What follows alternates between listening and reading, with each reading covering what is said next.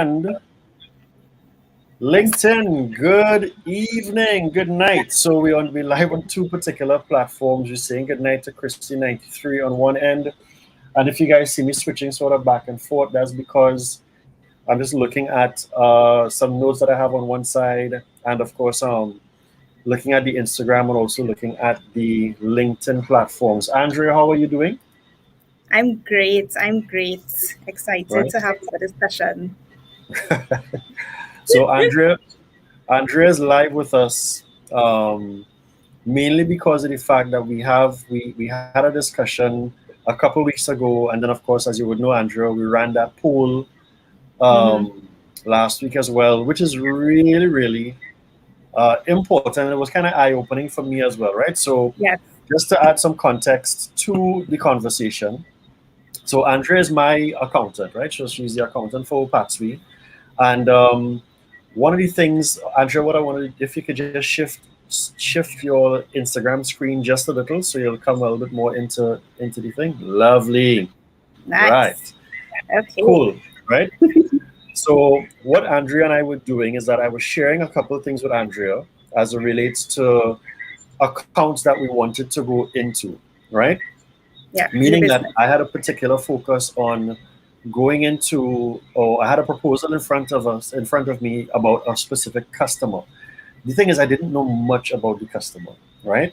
And if it's one thing that I learned while coming through corporate is to always have conversations with your accountant, right? That's one thing that I learned, right? So, right? So while having the conversation with Andrea mentioned something to me as it relates to financial reports or our customers' reported annual reports. And that opened up so many things for me that I was like, oh my goodness, like, why didn't I think of it? Yeah, I had an aha moment, right? And it really helps me. It really helps me pay attention to other ways, because other ways that we could look at prospecting or learning a little bit more about business. So, Andrea, before we even start, I'd like for you to just give them a light introduction into yourself and what is it that you do, and then we will go a little bit further into the conversation. All right. So, as Lyndon said, Andrea Ragu. I'm the owner of ATR Business Solutions. So I'm a consultant advising in the space of just general business management, accounting, compliance, but catered to entrepreneurs and small businesses, because I have found that they tend to not have access to top-notch talent like myself. So I wanted to be able to give them the opportunity to have access to professionals like myself, highly qualified professionals like myself, to help just manage their business generally, manage their accounting, manage their compliance, which all around generally just prepares them for that eventual growth pattern that they will find themselves on. Right. So, go ahead. No, I'm saying, and better business practices just makes better business. And it just prepares you for growth and prepares you for the big things to come. Right. So you're ready. Right. So, and I can tell you guys that from working with Andrea, I don't think we've really hit a year yet, but the value that Andrea has actually given to me has been phenomenal as an entrepreneur that's developing a business. And we'll go into that a little bit later. So just to add some more context into it, right? So again, we have a customer in front of us. I needed to get some more information, and I was really looking at it from along the lines of pricing, guys. Like, I wanted to understand, like, how would this pricing fit in the space of the customer without me having to ask anything about the customer's budget and this and that and the third. And hence where the conversation of looking at the customer's financial reports came up. So, Andrea, I want to ask you, if I had to go to my first series of questions, like, if you can just give us an idea from on your space, like, what are financial reports? So literally, financial reports are reporting on the financial health of a business. That's where all the numbers lie. That's where we as accountants, that's our bread and butter, so to speak. All our work and all our efforts go into, well, a main part of our efforts go into how we report that financial health to our stakeholders, to our shareholders, etc. So a financial report is just basically the compilation of all the financial transactions, all the financial records that occurred during a particular period of time, because you usually report for a year. It could be shorter depending on what you're doing. But generally speaking, for the last 12 months or so, this is what has occurred. And this is the general financial health of an organization. Really what a financial report is, yeah. All right. And as it relates to things like health, so you spoke about the financial health and stuff like that. What would be some of the things that are entailed in that? Like what will be the things that's in there that we can actually start paying attention to for those of us looking at certain companies that actually put financial reports out there? So when you're talking health, it's just like your own personal health, right? You go to the doctor and the doctor does a medical on you. There's some certain key markers that he will come back and tell you, well, your blood pressure is too high or your blood cholesterol is whatever. And they use these markers and they explain to you, how healthy or unhealthy you are. Right. When you're looking at a financial report, it's kind of like the same thing. There are some key things that you can look at. Some you can see at a glance, and some will require a little more in-depth analysis. So the obvious ones would be looking at sales. Right. How much sales has this business generated? You can look at the sales that they had this year. You could look at sales from last year. So you could say, okay, did they improve? Did they or did they do worse off? You could look at sales. So straight off the bat, at the start, at the very top, sales is first. Sales is important. Right. So that's one thing that you can look at. Then you can actually look at, if you go straight down to the bottom, you'll actually see profit. Because it's not just sales, you have expenses. So sometimes a company can have a lot of sales, but then they also have a lot of expenses, and profit may actually end up being very small. And profitability might be very low. And that may say to you, you get an understanding of how the business is operating in terms of efficiency. Are they having a lot of expenses? Are they having problems controlling their expenses? When we're talking about health, that's what we're talking about. Because sales can't be disproportionate, or at least the profit should not be disproportionate to the sale, right? In the accounting world, we have certain, just like with the doctor would tell you if your blood pressure is too high. In the accounting world, we have financial ratios, and we will use the marker and we'll say, no, this marker is not good. Your profitability is too high, or your profitability is too low, or your expenses is too high, that type of thing. But that is the one that requires a little bit of analysis. Right. But straight out the part, if you're looking at your financial statements, the things that usually people go straight to would be how much sales they make and how much expenses they have. Right.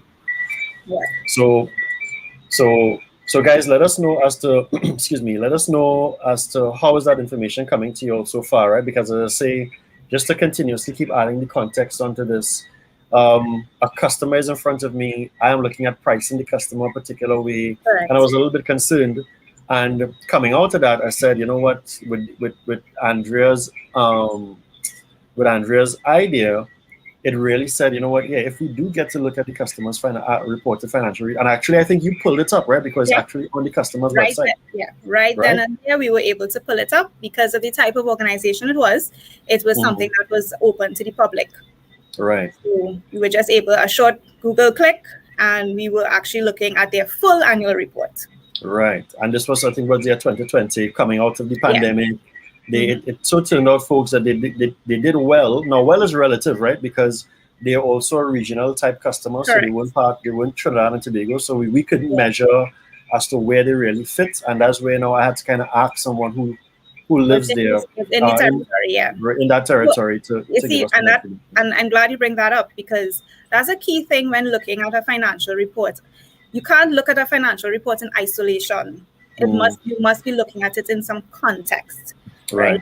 So if you're looking at financial statements for this past year, a lot of companies are going to show low sales, right? Yes. So if you did not have the context of COVID, you might have looked at it and said, oh my God, right? What happened between 19 and 20?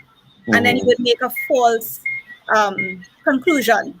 right? Yes, yes, yes. And you may not have the right judgment. So it's important that when you're looking at these financial reports to also look at the context, because even when we had pulled it up and I looked at it, I wasn't able to give you that context because at that time we didn't have that information to say, well, okay, is this good performance or bad performance? Bad performance, right, Right? right. Because yeah, they had the profit, I saw the surplus, I looked at it, but in the space that they were in, I couldn't say, well, is that good? Are they Mm-hmm. ranked number one? Because it was a space that had a lot of players in it. And remember, I told you in that market, from what I knew, that territory was performing very well in that market. Yes, But I couldn't say where this particular company had fit. right, So right, when you get the information, the specific information about the territory and about the company itself, then the numbers now, you look at it and you say, oh, okay, this makes sense, right, right? They're number 5, they're ranked number 5 out of 10, right? But if somebody ranks 5 out of 5, isn't they last? yes. So Right. context, context. Context. So as Andrea mentioned that day, I just want to give a shout out to Meljoy on Instagram, 868, Shannon Clark out there in Barbados, and of course we also have Blue Crest Global. That was on Instagram, and we have Diane Jobity and Carla Williams Johnson. Carla is saying great point as it relates to what you would have just said there, Andrea. And then also, Diane had a question. She was asking us as it relates to, did we compare the report from the previous year? I don't know if we actually did, And it's but no, didn't go into so much nonetheless, in depth. But I mean, yeah, yeah, if you want to go that distance, sure. Because usually when you get a well prepared financial report would have a comparative, right? right, So and usually because that's how you report things. You can't hmm again, that helps with the context. If you give me right, a financial statements for just 1 year, I'm looking at it and I don't know what it says. hmm Right? You have to give me the prior for me to say, oh, okay, let me see what happened from 1 year to the next and make some kind of comparisons. And of course, the right, longer time, the more information you want, the longer you will go back in history. Maybe you right, want to go 3 years, maybe you want to go 4 years. It all depends on how in depth you want to go and how in depth you want to get to know the client right. or potential So client. great. So what I'll do now is I'll add some on the sales side, on the sales and entrepreneurship side of things. That information that Andrea is giving me there is fuel for me to understand if this particular industry or this particular type of customer, based upon, even if you're taking COVID out of the picture, because sometimes Mhm. customers could be going through certain things, they may be doing some Correct. restructuring, they may Correct. they may have gone through this particular drive of new hires, a number Correct. of different things where you may find that 1 year they would have added some additional cost, and then Correct. a year or 2 years after, they're beginning to start to see the returns because the cost of all those acquisitions or money Correct. The spent, acquisition, the let's say onboarding, a all new that has building come or new from. furniture and Mhm. stuff like that, it doesn't hit. It would Correct. impact the bottom line today, but in a year from now, because of course, I know companies have Mhm. things like depreciate. They put those things in a depreciatable Yes. process, so it starts going down over time. Yeah. All and right. and that is the key about the context thing. So sometimes you find those reports, they usually have management commentary Right. text. Sometimes they would put their notes to say, well, okay, this is how we performed and we performed this way because of X, Y, and Z. Or Right. sometimes it's in the explanatory notes to say, well, we engaged in this particular type of activity this past 12 months. So when you read it, you'll say, okay, that makes sense, money would have gone down because they had to invest in new machinery. Okay, cool. Right. Yeah. So I'm going to ask you a question here, and I'm going to flip the question back into how we can now use that answer into like our value pitch, right? So Right. why would customers be doing? And I want to say, folks on LinkedIn, thanks for all the thumbs ups and stuff. Um, why would customers be doing a annual report? Like, why is it important for them to do that? So doing an annual report is something that a company would do to report to its shareholders.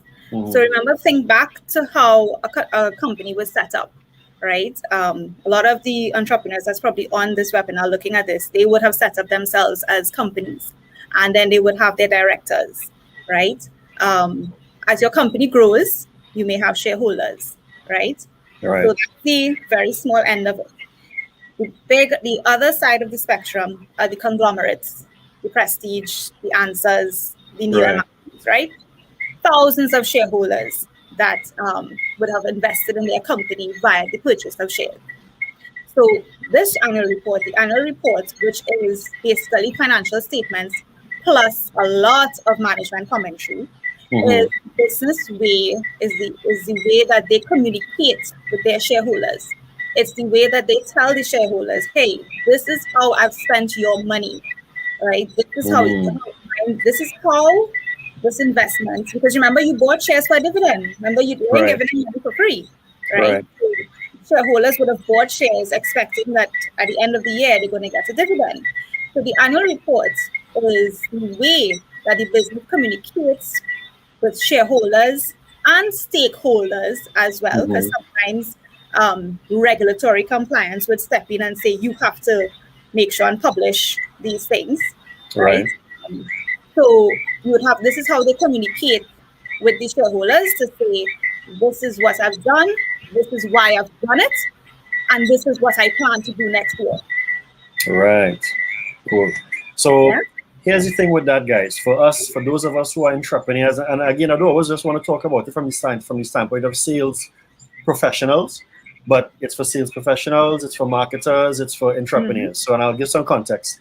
I had an entrepreneur colleague of mine who was actually looking at going into credit union as the vertical, right, as the industry that she wanted to go into, because she had a it was something to help them manage their cost, and also her services factored into that.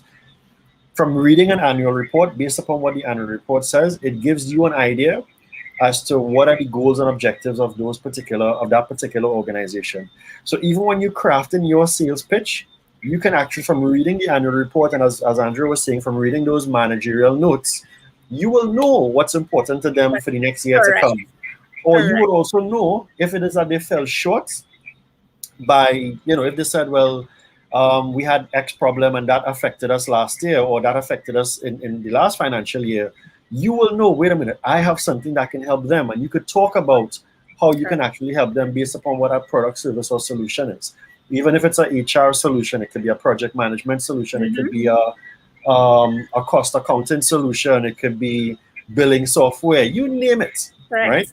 You It have could be services. machinery. It could be It could be machinery. machinery, So exactly. suppose they want to go and they're expanding and they say, listen, we plan to, update our machinery, and you know Mhm. that you provide maintenance support for that. You could get into that maintenance contract. You get a heads up, hey, they're going to need maintenance Yeah, uh, yeah, on yeah, this for real. machinery for the next 3 to 5 years. Yeah. You could get in on that. So I want to just say welcome to Alex Dane Fraser, and thanks for showing us the love. Also for Donna Louise Eversley again, and well, of course, welcome JB. So Donna Louise is saying, she is saying, love this great discussion, Andrea, and so thank you very much, there, Donna Louise. So I'm going to go into another.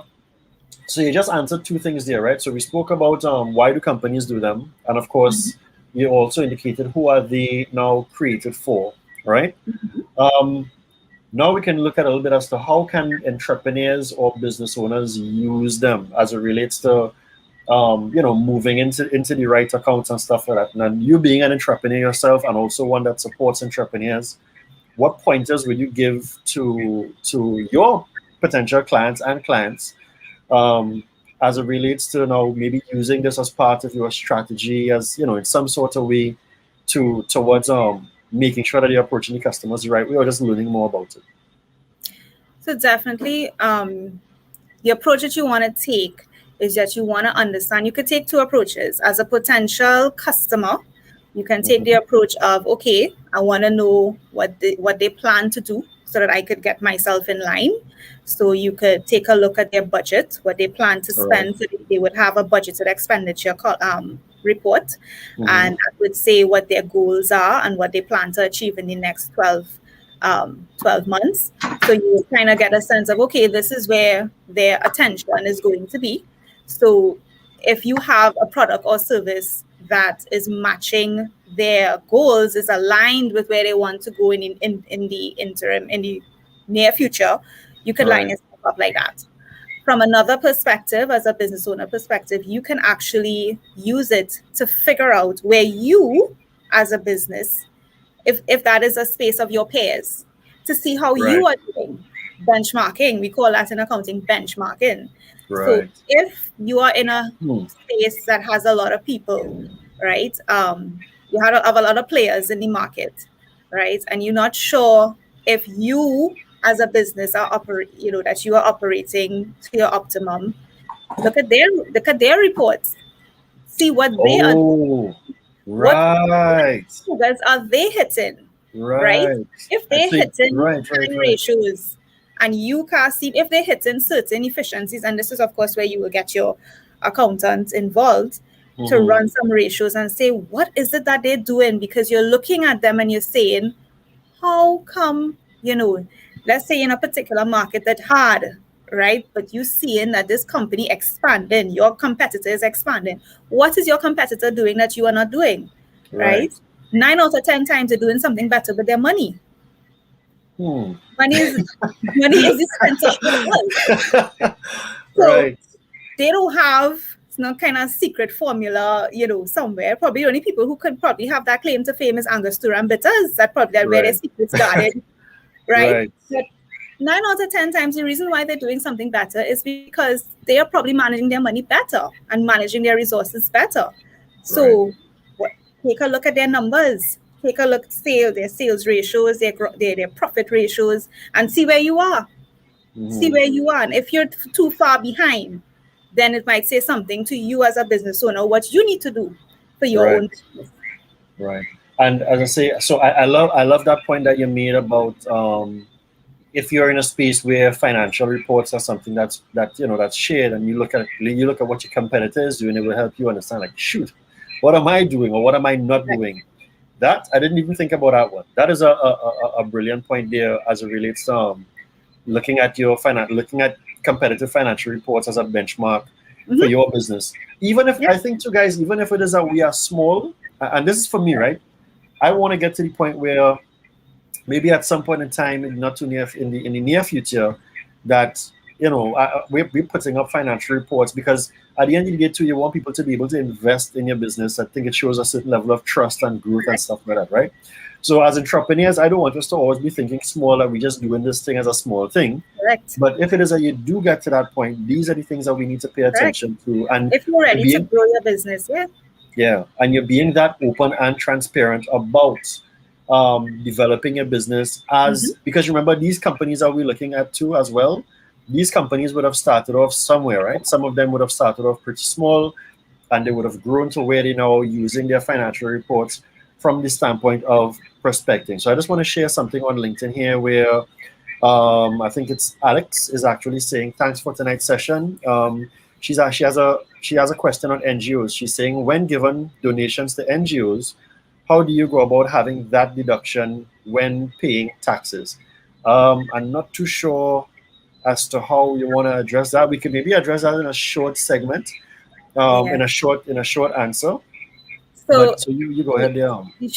the short answer is when you're giving charity, the tax you only allowed the taxes part if the charity itself is approved. Okay.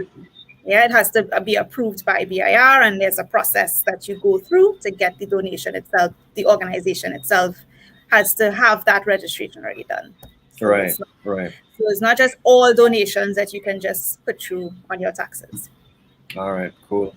So here's another thing too, right? So again, just to recap, guys, having a conversation with Andrea week before last week. Andrea is the accountant for my business, and what happened is that I was asking her a question as it relates to a particular customer who we were doing a proposal for, and we wanted to get some more information. And Andrea came up with the brilliant idea of just looking at the customer's financial reports. Hence the reason why we're having that conversation, because it was not a strategy that I've used a lot in the past, even while I was in corporate. So even while coming out of Massey or any other area where we were doing, let's say, like major tenders and stuff like that, we never really used it. But now I see the value in using it. So whether you're in B2B sales, whether you're an entrepreneur, based upon who it is that you're going into, which accounts you're going into, look at using financial reports. So I want to do a quick recap before I touch on the value of an accountant in your business, right? So we spoke about what the financial reports are actually giving to us as to help us be strategic. Even when it comes down to things like prospecting, folks, you get the ability of identifying the new board members. Who are some of the people that you need to speak with. You might actually see a comment coming in there from someone that you may not be familiar with. So you can now start saying, well, who's that person? You Google them, you LinkedIn them, you Instagram or Facebook them, because I use those platforms for everybody. If you don't show up, fine. But if you show up, I know who you are, right? And then as well, you use those financial reports to just have a better understanding. And based upon the gaps or gains, and the reason why I'm saying gaps or gains is because I always like to say that we sometimes always pitch that a customer is always in a negative state, meaning like we are always here to fix a problem. That's not always the truth. You have some customers, even before you even talk to them, they're just as brilliant as we are. So they figured out how to fix their own problems. So what they want to do, they want to stay ahead of the game. They want to make sure that they're consistently making earnings. So that's where you come in. And by reading those financial reports, you would see all of those strategic moves that they did or did not make. And it will help you now craft your message as to how do you now want to help them. And I will tell you this, right? When I'm doing things like helping people write scripts and stuff like that, there's nothing wrong with speaking about what you saw in a customer's financial report. You know why? Because the customer will recognize that you're doing this research to help them. Once you're that invested in terms of their information, and if you're that invested and you got that information, and because it's published, right? We found it's public information. Exactly. Once it's a company, well, and that's the caveat I will probably say now. Once it's information that it's in the public domain, right? Yes. What I will say is, the smaller the company is, the more private. The smaller the company is, the more private the information becomes. Right? Because obviously they don't have as many shareholders that they would need to report to. So you just might need to navigate that space. But once the information is something that it's in the public domain, you've got, you Google the customer and you saw it, and they had it on their website, or they had it printed. You got a copy of and you got a copy of the book itself. It shows a level of research that went into the customer to really learn and understand where their needs are, because I'm the accountant. I know the needs are in the money, dollars and cents. It will always come back to that. It will always come back to that. Yes. Won't it look As really a matter good? of fact, you know what it reminds me of? You know how every year we always hanging on to the end of September to understand what the budget is, which government entity is going to get most of the budget. That is exactly what a financial report is, guys. It will help you understand what was spent, what was earned, exactly. And if it is that you actually, if we go back to what Diana Jobity asked, if you go back and you look at 2 years prior, you can do your own graph and you could say, well, they've been declining in revenue. And again, you could adjust your pitch from there. You understand? And if it is a declining in revenue and you take the time to research it, you will say, my product, services, and solutions can now help you grow by X, because now you're building your sales pitch into what it is that you're reading out of the financial reports. As I say, I love it. Right? So if, again, folks on Instagram, if you guys have any questions there, feel free to drop your questions. I want to say hi to Marissa Reds. Hi to Siobhan Christopher. Let me turn and give Insta some love. Yeah, we got to give Insta some love. All right. CLZ39 and AsCense BTC. All right. So thank you guys for joining. So here's the last thing that I wanna lay on you all as to building a business, right? Because one of the things that I encounter a lot when I'm doing engagements with entrepreneurs. So apart from doing work with organizations, I also work with entrepreneurs in terms towards helping them build that right structure and approach, is the fact of having the right pieces for your business. And it was something that I learned from Robert Kiyosaki, and it's something that I saw coming out of most of the corporate entities, how involved finance was. Now, when you're in sales, I'm being honest with you, when you're in sales, sales don't like finance, right? Hey, nobody likes finance. Sales don't like finance because finance is always be holding them back, putting a hold on the Correct. customer account, and we can't make Mhm. any orders, blah, blah, blah, blah, blah. Yes, yes, the customer has not paid. So why we releasing your product to the customer for But I him to need to write deliver. off I that need to we deliver to get the to, customer. for you to meet your sales target and when for you to have to write off that sale? Right. Right. Right. So that's really the reality in sales. But as an entrepreneur, I would always say, and this again is a strategy that even if you're in corporate, you should also involve. Bring your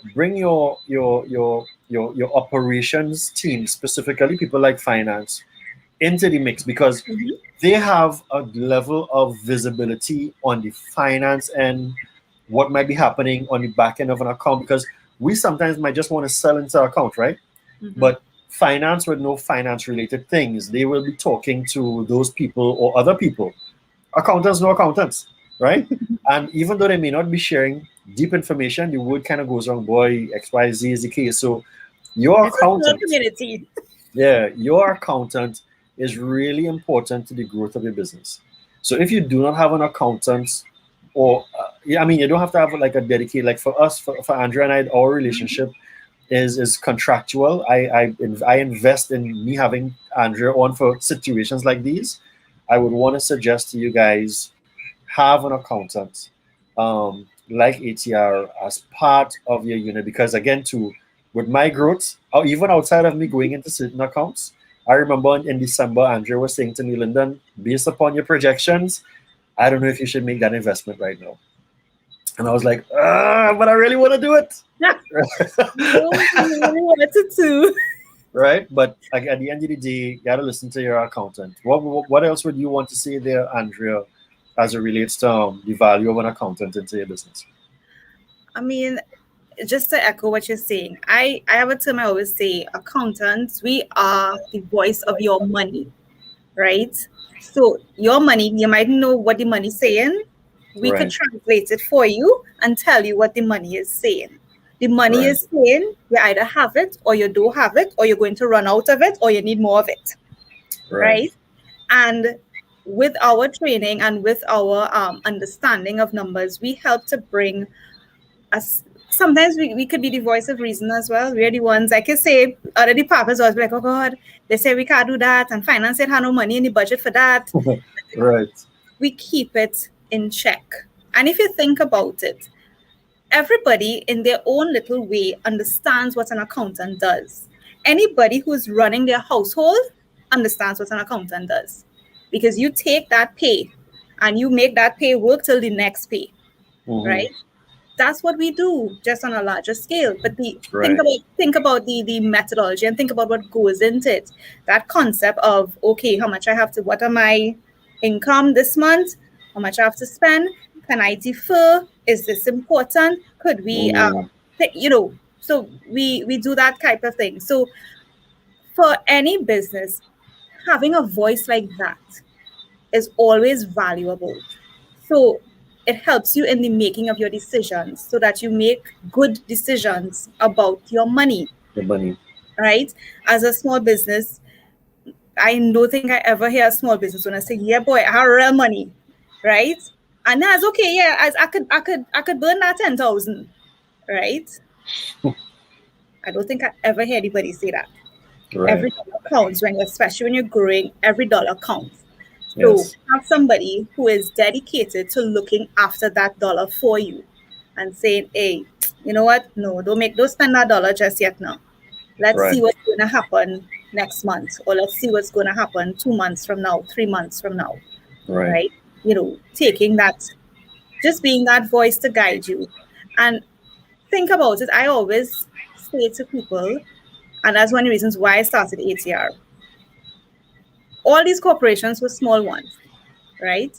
And how they got there was by having a very structured and disciplined approach, right? Having Hmm. people like me, having all the different professionals in the various fields, experts are telling them, hey, you're doing this right, you're doing this wrong. Because them as the business owners themselves, they don't have all the knowledge. So you as a business owner, you don't have all the knowledge. Remember, you are the CEO of your company.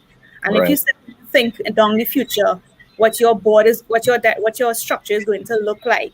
You want all these different facets of your business. You would want someone, an expert, advising you when the time comes.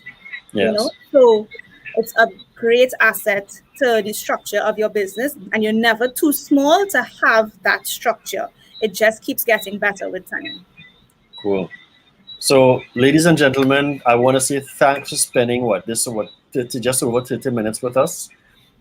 This to me was really, really valuable. Hence the reason why I wanted to bring it forward to you all. If you've never looked at financial reports helping you strategically, I would want to say pay attention to those things now. And maybe, I don't know, Andrea, maybe we may come back in a few weeks' time and maybe do some examples of it. I'm not sure if the Yeah. group would like that, but I think the other topic I'd like us to talk about, and again, too, we'll actually maybe run a poll on this.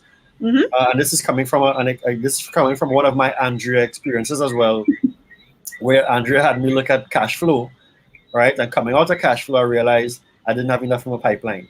So you see that, right? So looking at it from an accounting standpoint, I Correct. realized I needed to ramp up on my sales activities, right? Mm-hmm. Towards making sure that I stay above certain things because you're going to run out of money and stuff like that. Correct. So, and again, that's just from the perspective of an accountant speaking to the salesperson, the CEO, etc., saying, listen, based upon what you want to do on your projections, you need to build up on X because you're going to be in a monkey pants in 3-4 months time, and sometimes we're not looking that far down the road as professionals. We're just Correct. looking at now, So, Andrea, I want to say thank you. I want to say thanks to everybody that joined. I do hope that this live was really valuable to you all. It's coming from a different perspective, a little bit as it relates to we're looking at the back end and how you want to use that to grow your business.